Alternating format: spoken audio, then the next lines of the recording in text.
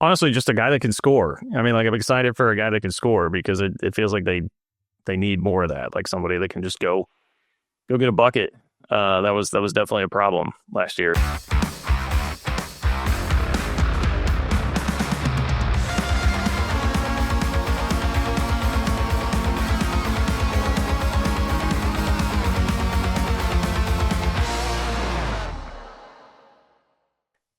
Hello and welcome into another edition of Three Ma. John Kurtz, Derek Young, Cole Manbeck. Whole gang is back together. Feels like it's been a minute, but we're all here today to talk about everybody's favorite, the transfer portal. And we'll get you updated on where things sit for Jerome Tang and the Wildcats in the transfer portal, which of course will be brought to you by our good friends at Holiday Distillery. Look, the weather's been great. If you're watching some K-State baseball outside, tailgating, Ben Holiday Bottled and Bond Bourbon, people. That's the move. 360 vodka as well. You can stock up on that if you're going to be watching the Batcats, if you're just going to be hanging out on your patio, if you're going to be watching the Final Four. All of that goes great with some Ben Holiday Bottled and Bond Bourbon and some 360 vodka. All right, well, it's a lot that's been going on between baseball and women's basketball, but I'm telling you, man, nothing hits like the transfer portal, right?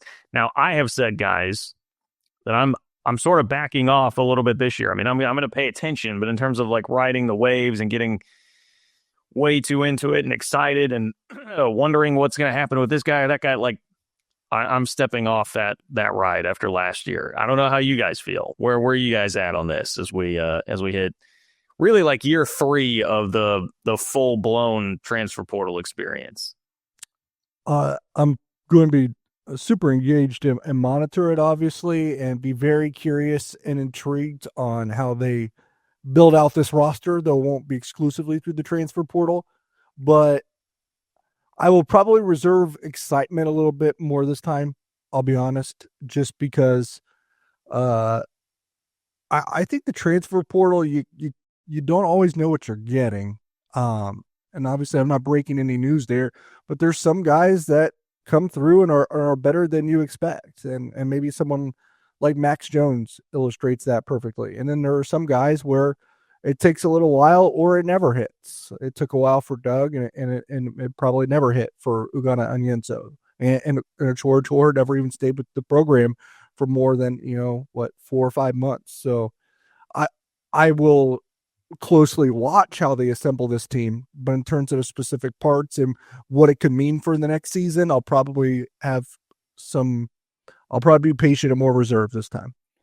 I've had a little more trouble getting excited for it. As you guys know, as soon as the portal's open the last couple of years, I've been all over it and, monitoring who's following who, what's happening. And last night was the first night as I prepared for this show that I really fired up kind of the board. And I know DY, you guys got a board over at KSO and On3, but started researching the guys that we know K-State's connected with, looking up their numbers, their advanced analytics and stats, and pulling together, who maybe is realistic, what kind of fit they'd be. But going into this more reserved, I mean, I'm not going to be making proclamations about guys they land and thinking that they're going to carry K-State to a Sweet 16 necessarily. I mean, I'm going to need to see it on the court, but I'm sure I'll still get reasonably excited by some of the guys that they land or bring in on visits, starting with today, actually. Does that mean you're not going to tear me down for giving them a B+ for their portal class this year? Unless they just blow us away and land some astonishing group of guys, probably not, John. And even if they did, I would probably still be more reserved in my analysis. And if you wanted to give them a B+ based off that, I will probably be less hesitant to tear you down. Okay, that's good. I like to hear that. We're learning lessons here. We're all about growth and development on Three Ma. Personal development is big. Cool. We'll see what Cole's over-unders are for football if he's learned everything. But he's not going to learn that lesson. No, that one I'm pretty confident he's not going to learn. The spinning wheel of 10 wins, not going to predict that again, to back to 10 wins and the high over-unders. Though, again, the Jace Brown one I think actually hit. And you guys gave me crap for that one this year. Yeah, I mean, he almost had 900 yards, but that's a conversation for another day. Almost had 900. Boy, this is the most K-State football thing ever. Boy, we had a receiver that almost had 900 yards, guys. Anyway. Okay.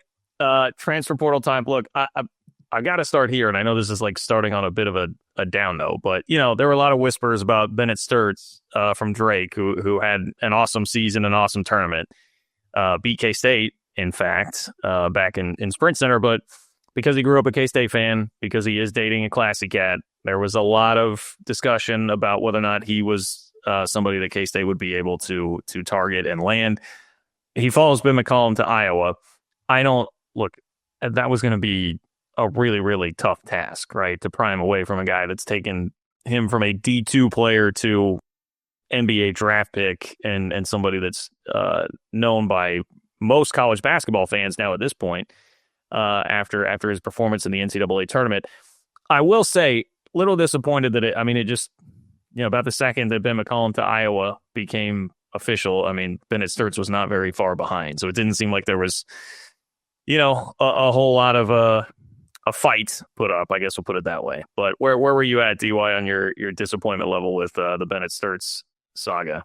Yeah, Cole and I went into, I think, pretty extensively about that one on, patreon.com/3ma. Did I get that right? Correct. Yeah.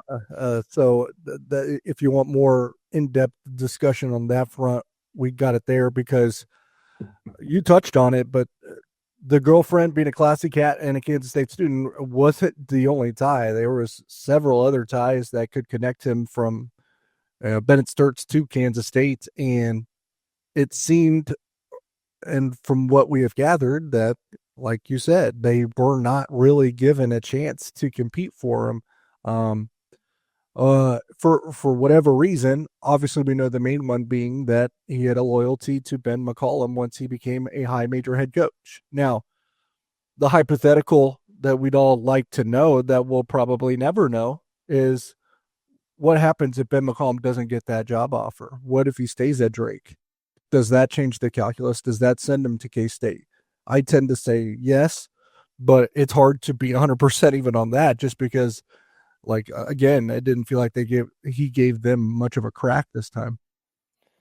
Yeah, look, you see all this back channeling happening in the portal, all the tampering behind the scenes, and I'm not telling K-State staff to tamper, for the record, and air quotes here, but this would have been one that you probably would have seen a lot of programs work the back channels on with the connections that they had. And I'm not saying K-State didn't necessarily. Well, I guess I shouldn't say K-State did. What are you doing? Are you trying to say that they did tamper? Or are you trying to tell them they should tamper more? What do you? I think you said tamper better. Yeah. That DY summarized it well there, because to DY's point, look, Bennett Stirtz's mom ran track at Kansas State. His two older brothers went to K-State. His younger brother's a senior in high school. He is reportedly going to K-State. His girlfriend is a Classy Cat at K-State. His grandparents are season ticket holders to K-State football. There was an article in the Des Moines Register in December where he talked about how he dreamed of playing basketball in Manhattan. That chance never came. But even after they beat Georgia Southern in a basketball game this year, Drake did, he raced home and watched the second half of the K-State football game against Iowa State, which was not fun to watch, but that shows how big of a K-State fan that Bennett Stirtz is, and you just never even really got a shot to land him. To DY's point, this is a kid that obviously has significant loyalty to Ben McCollum. I would say this, if, we started to hear murmurs about confidence in Bennett Stirtz and potentially coming to K-State, you started seeing people tweet about it as well back in early February. At that time, I don't know if there was a thought that Ben McCollum, after year one at Drake, and they would continue the run this year that they went on, that he would get a high major coaching job. And my perception would be if Ben McCollum stayed at Drake, Bennett Stirtz would, maybe want to have a 1 year to play at the high major level, probably make more NIL than what Drake is able to allocate for resources. And that would be a difference maker. But he gets the Iowa job, Bennett Stirtz follows him to Iowa. That's the biggest disappointment to me, is just it happened all so quick. K-State didn't even have a chance to work the connections and all the different K-State ties that occur. And he's number one. Like, transfer big board rankings or transfer rankings are, it's hard to read into those anymore. I don't judge him much, but Bennett Stirtz is the number one transfer on most of the transfer rankings that are out there now. And a guy with significant K-State ties you weren't able to get. That is somebody that I would have been legitimately excited about, for sure. I just gave my spiel about not getting too high, too low. How could you not have been excited about that, watching that dude play? So, yeah. my conclusion is, Cole, they should have had you on staff to help recruiting. I mean, you just outlined this whole family history that you picked up from scouring the internet. So I don't know, whatever we got to do to advocate to get you on staff, we should probably make that happen. For the on-3 industry, Bennett Stirtz is the number one transfer in the country. You want to know some like unsavory news? On-3 themselves have Oscar Clough number one, who could go to Iowa State. Though I have seen Purdue start to pick up steam for him as well, which if you're a good big man, Purdue would be hard to go against. Like the Bennett Stirtz stuff was also, not only is he a hell of a player, John, but he's the type of guy you would love in your program like at K-State because he embodies winning. All he's ever done is won. And he's a guy that you know would lead this team through the offseason and help them be on track and ready to go next year. So that's why it hurts even more. Not only is he a hell of a player, but the leadership intangibles that he would have brought in the winning. You know, we heard Jerome Pang talk about wanting winners. That's the ultimate winner right there. And that stings.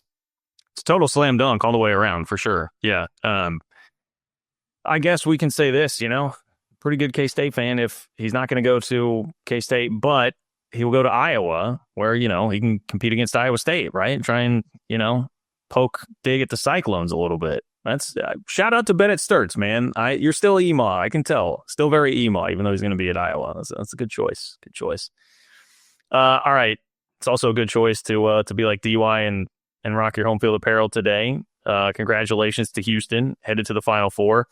Texas Tech, my friends. My friends. It could have been 2 Big 12, 1 SEC in the Final Four. It could have been 2 direct wins over the SEC and the Elite Eight for the Big 12, but you cough up a 9-point lead.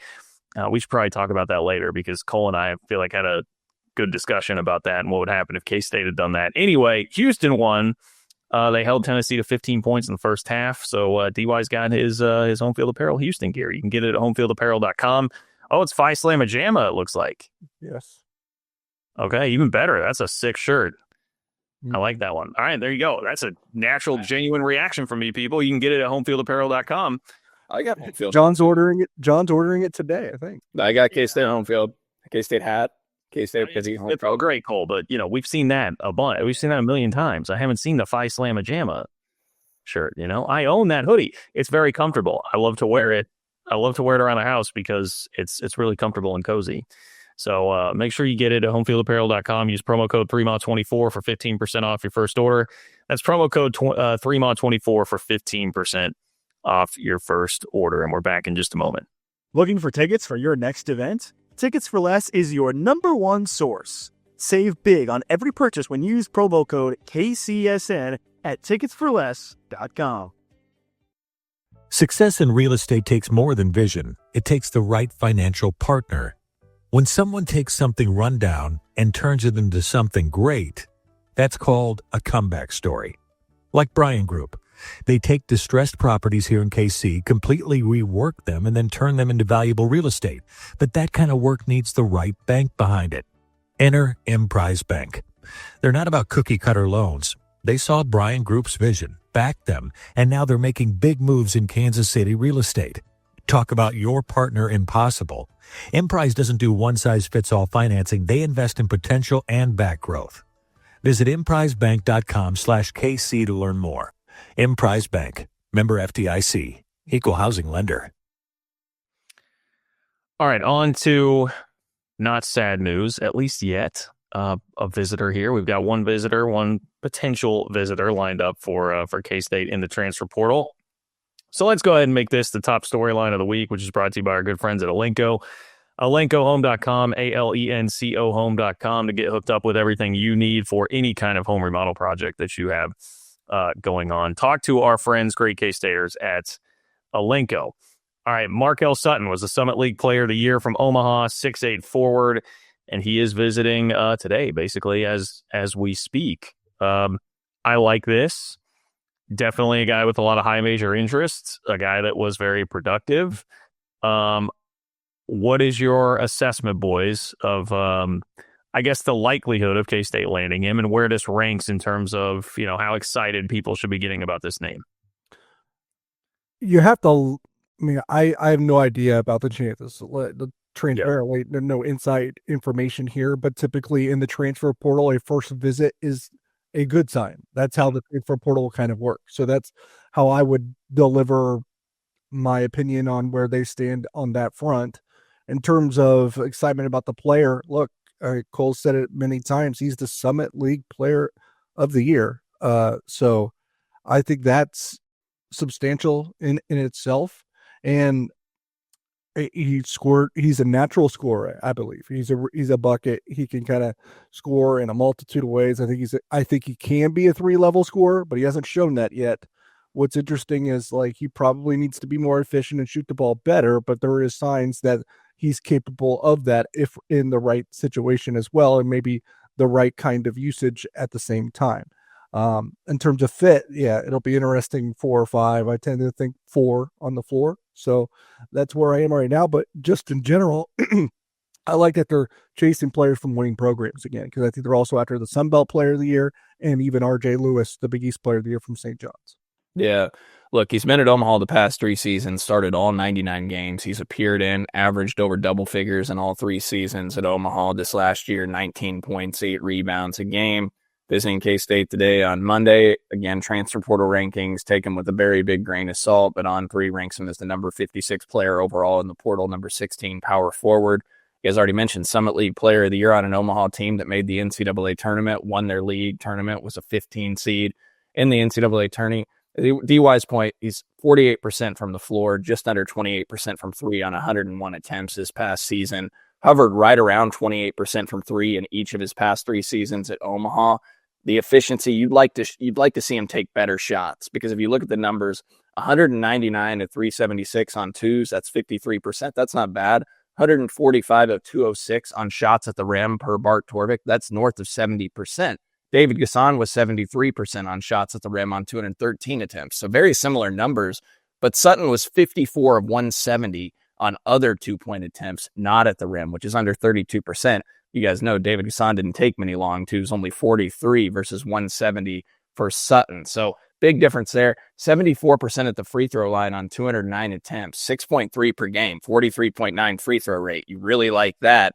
Again, David Gasson's free throw rate led K-State this year at 44.6. He had 124 free throw attempts. Marquel Sutton, 209. So a guy that can get to the foul line, offensive rating of 110 on a usage rate of nearly 28, 11.9 turnover rate. That's not bad, but not a guy that's going to block a lot of shots, only 0.2 blocks and 0.3 blocks per game in each of the past 3 seasons. People that are critics of him, guys, will point to his competition level, and when they played high major teams, he struggled more against Iowa State this year. 44.6 offensive rating, 1 of 7 from the floor with 3 rebounds, had 3 points in that game. And against St. John's in the NCAA tournament, a 67.6 offensive rating, 5 of 16 from the floor, 11 points, 4 rebounds. But keep in mind, St. John's number 2 defensive team in the country. Iowa State finished number 12 defensively, but when they played Iowa State was playing as a top 5 defense in the country. So 90.1 offensive rating in 8 games versus top 100 opponents. But he did finish his last 17 games, 116 offensive rating. So good rebounder, good scorer, needs to take better shots. I think people will wonder, what's the fit? Is he a 4 or a 5? If he can take a little bit of a jump at the 3-point line and improve those shooting numbers, he could be a 4 for K-State. Honestly, just a guy that can score. I mean, like, I'm excited for a guy that can score, because it feels like they need more of that, like somebody that can just go get a bucket. That was definitely a problem last year. So, like, yeah, big time take. I'm excited for this. Hopefully this can be a guy to get some momentum rolling early here. The other that we know is at least supposed to be visiting, we don't have a date yet, but Amarion Dickerson is from Robert Morris, good old Bobby Moe. He's already visited USC, and there was a tweet out there that said a visit would be coming soon to K-State. So same story here. How do you feel about Dickerson? Not identical players, but similar players. And so you wonder if one impacts the other on this front when it comes to Marquel Sutton and Amarion Dickerson. I haven't done as much work on Dickerson as I have Sutton, so I couldn't give you like, oh, I'm in love with him or not.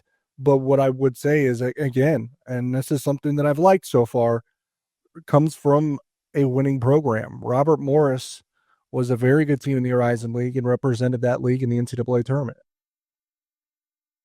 They're in the Horizon League?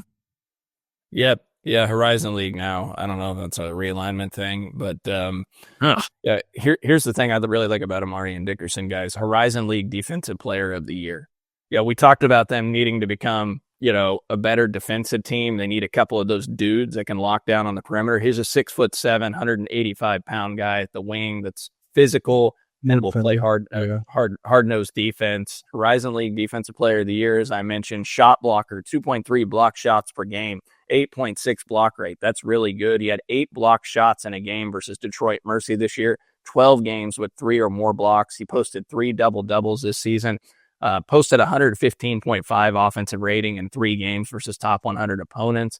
That's really solid. Just under a 112 offensive rating in 2 games versus top 50 teams. They played West Virginia earlier this year. You guys mentioned it. He's a first-year player at Robert Morris, who was a really solid program this year. They went 26-9 overall. They were a 13 seed in the NCAA tournament. They gave Alabama a hell of a fight in that game, and so I want to fight them BYU. Yeah, and I think he got on the radar of some folks, probably watched that game. Great game. Yeah, Dickerson in that game posted 119.7 offensive rating against the Crimson Tide. He was 9 of 11 on shots at the rim, 11 of 22 from the floor. He had 25 points and grabbed 9 rebounds in that game. It's a guy that averaged 13.3 points, 6 rebounds per game. First year at Robert Morris. Before that, he was at the JUCO level where he was a hell of a rebounder at junior college. Again, this is a guy nearly 69% from the foul line on 154 attempts, 48.6 free throw rate. That's really good. Shot 72% on 179 attempts at the rim. You really like that. Again, the question becomes, if we're talking about Marquel Sutton and Dickerson, I don't think you can take both necessarily because the 3-point shooting. You're talking about Sutton at 28%. You're talking about Dickerson, who's just right around 28% from 3 on 2.2 attempts per game. So that's going to become the question. You can't have a bunch of guys that struggle to shoot from beyond the arc, but he is a guy, if you watch his highlights, his film, really athletic, gets to the rim, strong finisher, gets to the foul line. I like him. I don't know if you can take both him and Sutton if the opportunity presents itself. The only way the argument where you can make that you could is depending on your own attrition, which is still to come, and 2, and I've said this, they're similar players, not identical players, because Dickerson is more of the defensive player of the 2, while Sutton's the one that can go get you a bucket and is a little bit more of a natural scorer. Now, people might think we're trying to trap them a little bit and say, well, we're talking about Dickerson with that one game against Alabama. It sounds a little bit like a chore against KU. That's not the case here, especially since Dickerson is actually the best player in that league on the defensive side of the ball. He was the defensive player of the year in the Horizon League. So we're talking a much better defender and, quite frankly, a much tougher player that Dickerson is than what a chore was. Yeah, and a 118.5 offensive rating on the entirety of the season. It's a really good number. So, yeah, he's a good player. Well, even then, I mean, I don't know. It's not like a Chore was not a talented basketball player, right? I mean, it just didn't work out for a lot of reasons that probably don't have to do with, his actual basketball skill level. So I wouldn't, but yes, I get the point that you're making there. I can see how someone would say that. All right, Cole, I know you've only got a few minutes left. So what do you have to say about the rest of your board here? Who else are you excited about? Give us like some Mel Kiper, breakdown here about what else we have to look forward to. Well, if you guys go long enough, I'm only going to be gone for 5 minutes. I could come back, but okay. Well, and then really, it'll take me 5 minutes, but so maybe I hop back on. I will say, like, out of guys I mentioned with guys, I really like Malachi Smith, point guard transfer from Dayton. Injuries are a bit of a concern there, though. He only played in 1 game the year before last after suffering a meniscus tear. He had surgery on both ankles the year before that, missed 15 games. So injuries there, but really good point guard, really solid piece. And there was a loosely connected Twitter post from, there's all these Trilly wannabes now out there on social media. And I think the one deleted his account yesterday. There was another one. And again, I don't know what their sourcing levels are. I mean, they might have very good sources. One of them tried to loosely connect K-State to Jason Edwards, the talented Vanderbilt guard. I'm not sure there's anything there yet. But big time scorer, led Vanderbilt with 17 points per game this last year, averaged 19 points at North Texas the year before he entered the portal. So we can dive into him. Jonathan Powell, West Virginia, all right, former K-State ties. His father, Joe Wright, played at K-State from 1984 to 86. He was the Missouri Valley Freshman Player of the Year. All right was. So Nick Pringle, et cetera. You guys get into your rundown, and I will just come back. And if you're still going, I'll jump in wherever you're at. Okay. All right. Perfect. We'll take a break, let Cole do his thing, and we'll be back in just a moment. Thanks for listening to KC Sports Network. Make sure you download our new app. Find it on the App Store or Google Play. Just search KC Sports Network. All right, DY, what are you most excited about from that list there? And how much are you buying the Trilly wannabes? How much are we, it was enough to deal with Trilly. We're talking about Trilly Donovan, by the way, those of you who Twitter personality who's now turned into basically the biggest college basketball insider that's out there, has his own Discord. Nick points out at Coach Knows is the was the handle before that blew up yesterday. So got weird. Yeah. Are you in on this? Are you in on a whole industry of potential insiders here who are shooting their shots on this? Because look, they link K-State to a total stud. So I'm just saying.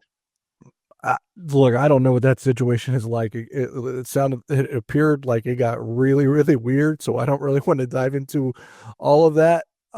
But there's clearly some people that know some things, because if you actually look at their track record, it was actually a pretty good one in terms of hitting on a lot of the right things in terms of coaching search and a little bit of the transfer portal stuff. I think that group of, it was 2 or 3 of those guys were the ones that kind of busted the lid off of the Flory Badunga transferring from KU thing, actually.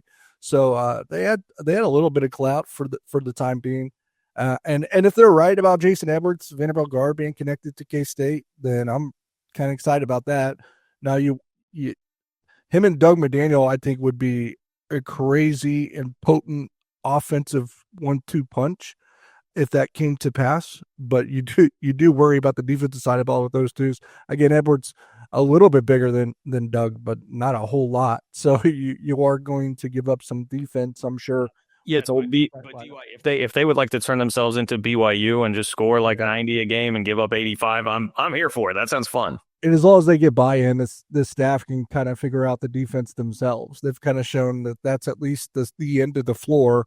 Through 3 years, we know if they're going to organically just make one end of the floor good, despite maybe the parts, it's the defensive end of the floor. So if they just want to go out and get offensive players and try to manufacture defense themselves, then maybe that's a good path to take. Yeah.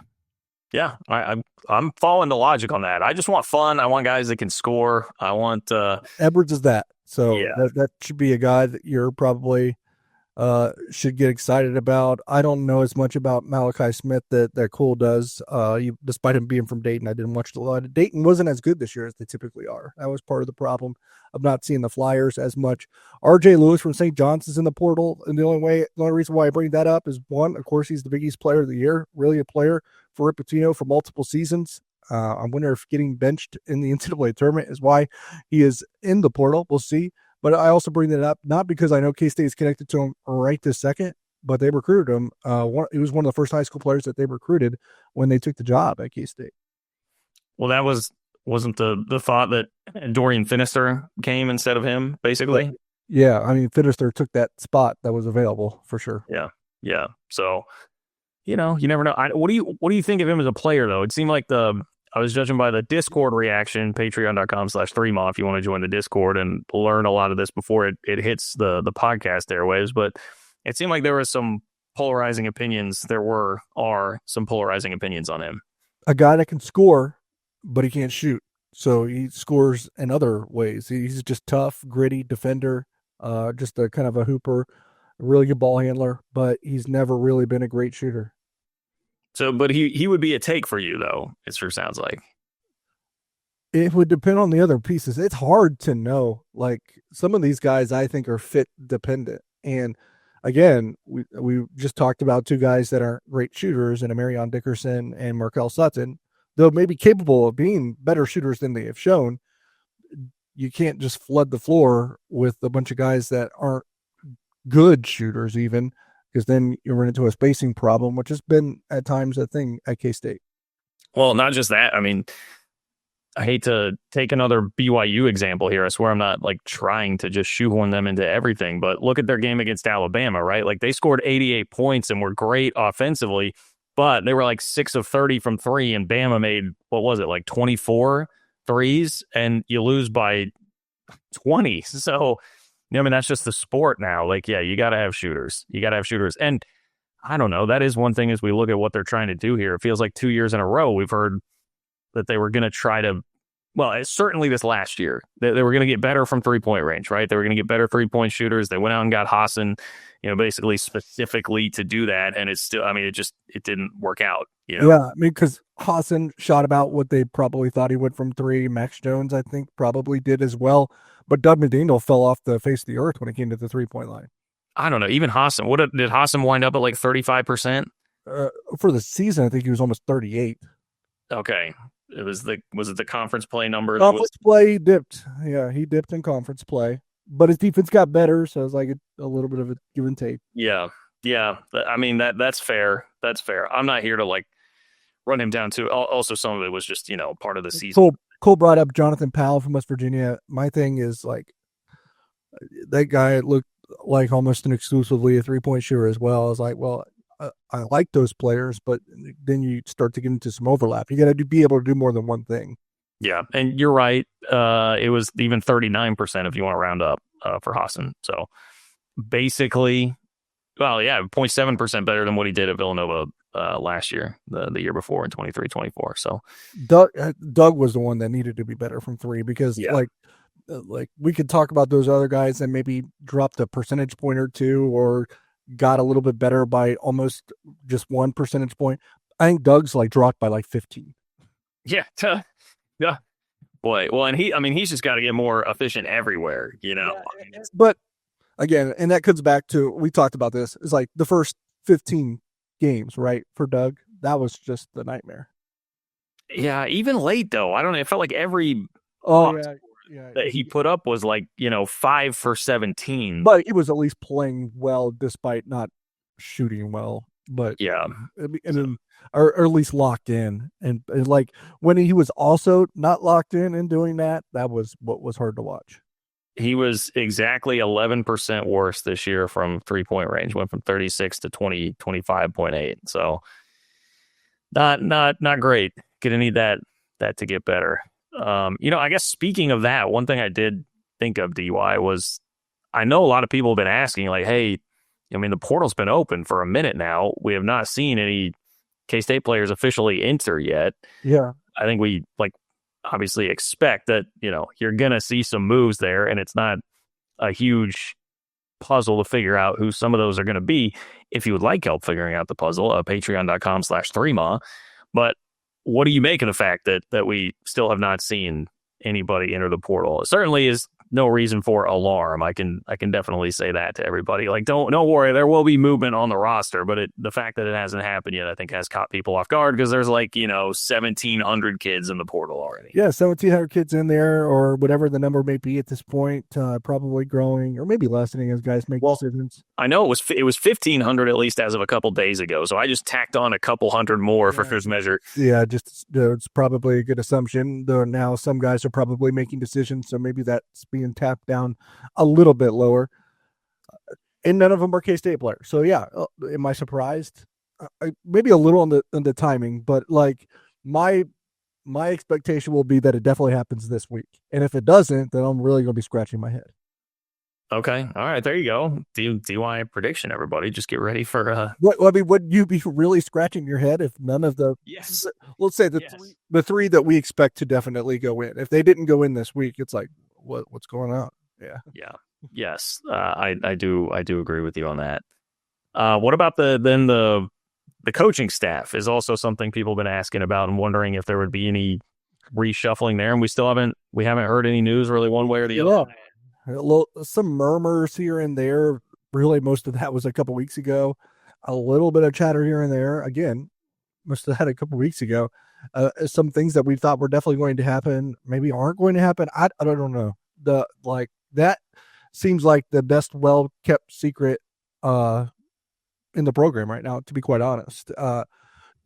And I couldn't tell you if I absolutely thought that it was going to just be the same coaching staff or not. I would tend to lean no, but nothing would surprise me at this point. Yeah, I mean, I assumed that it probably would not be, but again, all quiet on the Western Front, really on both of those things, on the roster and the coaching staff.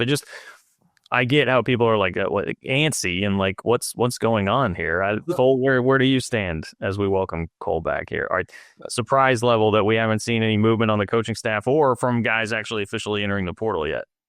Pretty surprised, honestly. We're at the end of March now, so the portal's been open for a little more than a week. I would anticipate exactly 1 week. We would see the guys enter this week that are expected to move on, that we know are definitely moving on, which I don't know if you guys hit on the names that we expect to enter. I just said go to patreon.com/3moss. I hope. Okay. All right. All right.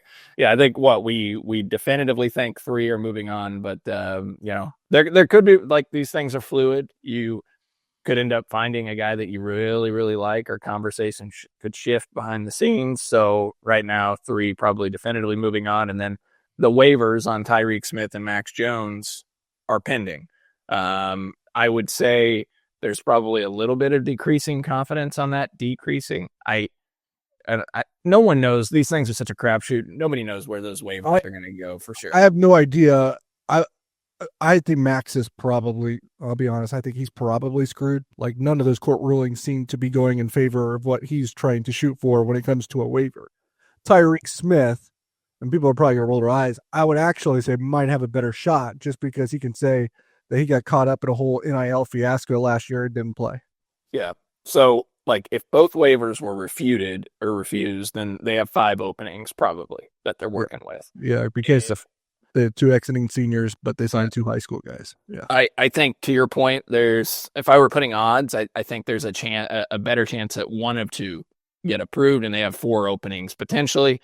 But yeah, like, we're looking probably at 4 to 5 openings, and nobody's in the portal officially yet. But I would anticipate that happens this week. Staff changes, like if one was going to occur, like I guess I would have thought it would be announced. Again, there could be stuff happening behind the scenes we just haven't been able to confirm or aware of.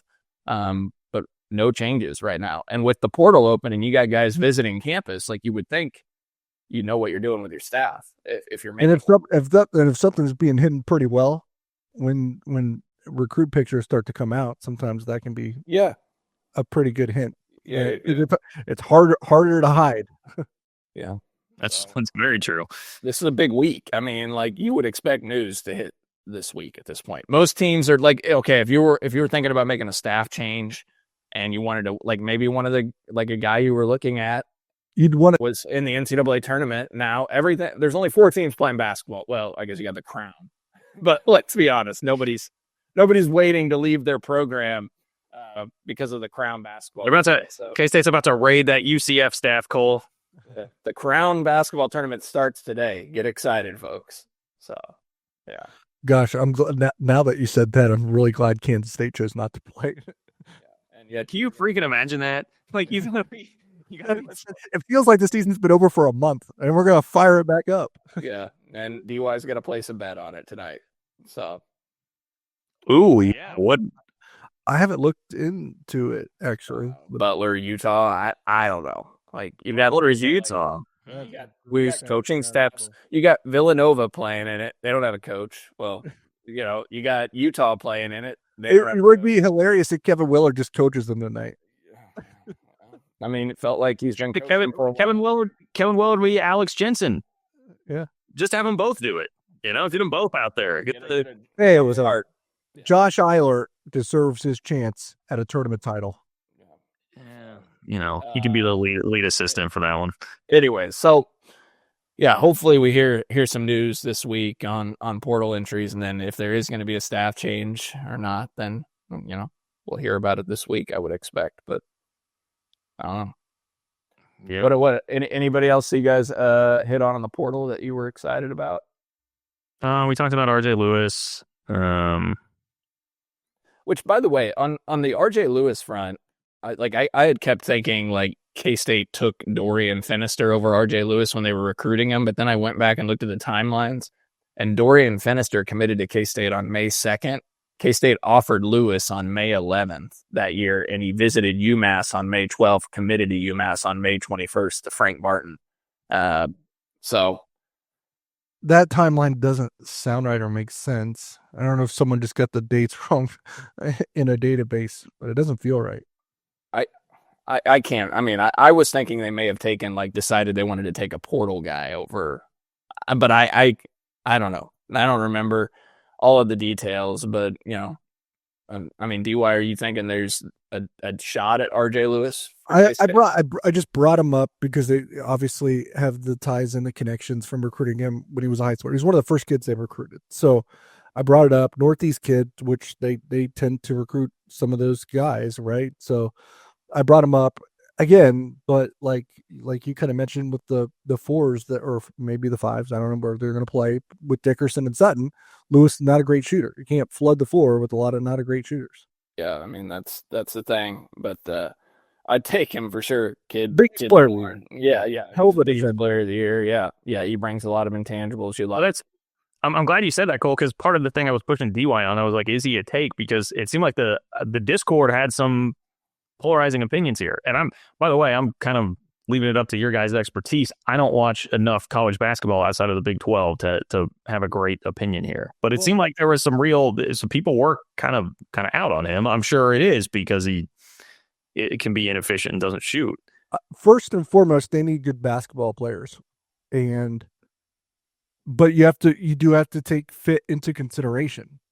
So it also depends who you are going to fill with at other spots on the floor, which are yet to be determined. So until some of those spots get filled, yes, I would take RJ Lewis because he's a good basketball player. I mean, we're not in a position here to turn away the Big East Player of the Year. Yeah, I mean, like if he wants to come, you take him, you make it work. I think he was around 33% from three, not great, but it's not awful. He's improved every year, I believe, there, and he still scores. Yeah, he can score. Like he's a good defensive player, as you mentioned, DY. He'll get after it on the glass, over 7 rebounds a game. I think he's a Miami kid, actually, but he's been up in the Northeast all 3 years of his career. Yeah, and probably true. Also, blindly, I'm going to say, just because it seems this way, that he's excellent at getting to the free throw line. Yeah, I had pulled his numbers on that, but I won't dive in because here's a thought. I don't if a big part of your backcourt is also Doug McDaniel, who's like smaller, and you might think about, like we mentioned earlier, like if you have 2 small guards that aren't plus defenders, like it seems like RJ Lewis would be a nice fit to pair with Doug from that standpoint, right? Obviously, you need one of them to shoot better from 3. I get it. You need one of them to shoot better from 3. But if Doug shoots from 3 like he did in Michigan, him and RJ Lewis would actually be a really good pairing. Yeah, and I mean, look, Lewis 33.6% from 3 on 3.9 attempts. Lewis is a big guy, and Lewis could probably play the 3 too. Yeah, what if you get Jason Edwards and RJ Lewis? Just play. If he takes it from 33.6 to north of 35% from 3, that's solid for a wing. 75% from the free throw line, 178 attempts. So yeah, he gets to the free throw line. He's averaging double figures all 3 years of his career. He went to UMass. That's where the Miami connection. Frank got him with his Miami connections, landed him up there at UMass. He averaged 11.5 per game his freshman year for the Minutemen, and then 11 points his first year at St. John's, and then this year. He's a really good player. You take him again. He's also going through the NBA draft process too, though. So I'm hesitant on taking guys that are going to drag this out into June. Ideally you get this roster wrapped up. Your guy Edwards is probably going to do it too, though. Cole, we can't collectively. I don't think we can take another third straight off season of that, waiting on guys there toward the end, right? Well, the guys we probably talked the longest about are 2 guys that are going to do that. That's Edwards and Lewis. Yeah. Well, I mean, that's how it works, but yeah. I think Lewis is 72nd on ESPN's draft rankings, so we'll see how long he stays in the draft. I will say another guy I really like is Tatum Connerway, the Troy guard. Again, K-State was mentioned as somebody that reached out to him, but I don't know the seriousness of that. But a really good defender, Really good player, 14 points a game, 4.6 rebounds, 4.8 assists, 2.9 steals per game. Good player. Troy, 14 seed in the NCAA tournament, another, mid to low major team that won at a high rate this last year. So that Connerway would be high on my board as well. Did you mention Jaleel Bethea, the Miami transfer, former top 10 freshman? I didn't because I think he's going to Alabama. Yeah, I mean, if Alabama wants him, I mean, you saw that graphic of NC State, Bama, Miami, and K-State as his final four. I mean, if you're going up against Will Wade, Nate Oates, and Jai Lucas, regarded as one of the best recruiting assistants in the country, who's now the head coach at Miami, coming from Duke, that is a hard path to beat. So if Bama really wants him, then that's unlikely. That was, the only thing with that, I was like, how legitimate is he a backup option in one of those places? Like what that, but no, you start seeing, but I mean, Bama in the portal, dude. I mean, Nate Oates is going back 2 years, right? To Estrada. What's his first name? Nick? Marco. Estrada. Aaron. Okay. Well, Aaron. Third time's a charm. Thanks, DY. Yeah. Aaron Estrada, like when it seemed like K-State had it locked up, and then Nate Oates came in at the last second, throwing a freaking house out there or something. I don't know. Clifford Murray. Guy's a killer. I mean, guy's a killer. You flipped on that Alabama game, Duke, and you had Patrick Ngongba out there. Patrick Ngongba for Duke. You had Clifford Amore for Bama, and then Darian Reed took an official visit to K-State. He's out there on the court for Bama, former 5-star recruit. So, some good pieces. I was telling my dad that, like, we're sitting there, I'm like, hey, K-State was really in contention for this guy and this guy, and we bought that guy breakfast, and that, blah, blah, blah. So my dad was like, wait, what? Yeah, we don't need to get into those details on the broader channel here. Patreon.com/3mod. Those folks know all about it. In fact, they were responsible for it. The good old Discord community. Yes, what a time to be alive.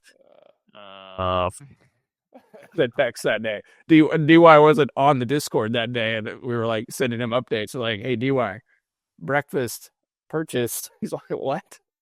So didn't work.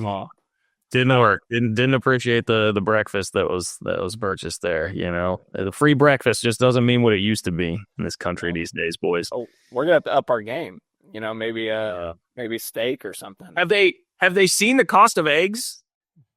Did Kips know the cost of eggs? To be clear, 3mod is out on breakfast now. We cannot afford an omelet. All right. So you guys will have to order something else, or we'll have to put a price cap on everything. So yeah. Cole, last question. If K-State were up 9 in an Elite Eight game with 3 minutes left, and the opponent hit 4 straight threes, and K-State missed the front end of 2 1-and-1s to lose said game, would you ever be able to podcast again? No, not 3. I would never. I mean, I don't even know if I would talk to anybody for a month, 2 months. You guys would probably have to come do wellness checks, because like I would go into a shell. I mean, I thought losing a 7-point lead to FAU in the last 10 minutes hurt, and that was with 10 minutes left. And Tech blew a 9-10-point lead with 3 minutes left, and the way that they did it, I mean, some of those threes Florida hit were stupid. Missing the front end back-to-back times, etc. So yeah, I could not stomach it, and that was my reaction when I was watching that unfold, that if I was a Texas Tech fan, I would be in full meltdown mode. But the only saving grace for them is most of them got to experience a run to the national championship game 6-7 years ago. And obviously I think all of us collectively would just love to experience a Final Four. Like, get to a Final Four and I'll be happy. So. Well, there was so much about it, man. Like Darian Williams, who was like 84%. Yeah, and I feel right. He missed one of those free throws, and he also was the guy that was defending on a couple of the threes, and it's like he played a hell of a game. He gets the clutch play. That would have been Cole's reaction. No, that times 10. Yeah, I mean, actually, like I would have been the what was it, the Piccolo player, and the man that 1 year for Villanova. Like that would have actually been me this time if that was that, or the Northwestern kid in shambles and tears from the tournament. That would have been me. Like, Nicole would have been gone. He wouldn't even been in a seat anymore. He's like, I'm out. That was for the podcast viewers. We flashed up the picture of Cole and I getting caught on the broadcast in the FAU game in the aftermath of that. Yeah, I don't know. I still feel like I would have handled it okay. I would have been straight faced. yeah, I would have been trying to find my way to the rafters. Because what you said, what was the lead in the FAU game? It was like 7 points with like 10 minutes left. 60 to 53, with like around 10 minutes left.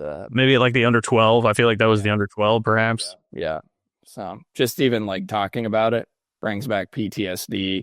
Watching, I'll tell you guys that watching the game in that time slot, all 3 Elite Eights K-State has lost that I've been at in the last since 2011 or 10. The Xavier or the Butler game.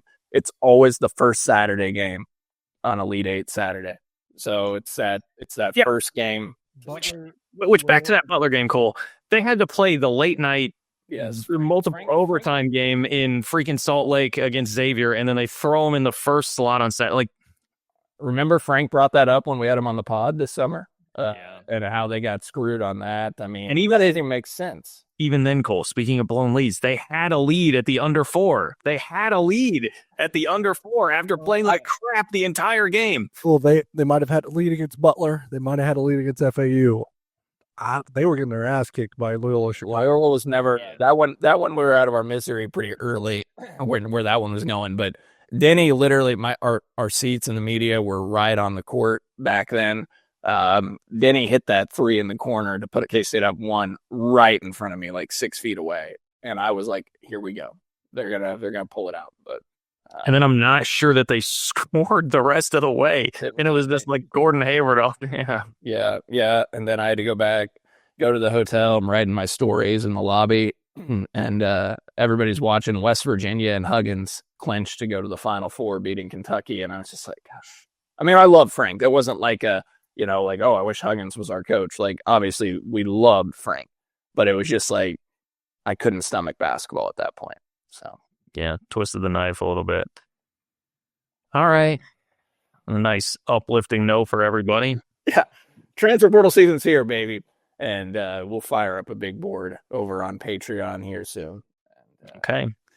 It's a good time to join. I mean, this is the time. This is the time if you're into that sort of thing. Thank you to all of our great sponsors. Thank you to Nick Springer behind the scenes. Good to have everybody back here together for the show today. For DY and Cole, I'm John. Thanks for listening to another edition of 3 Mod. We'll talk to you very soon.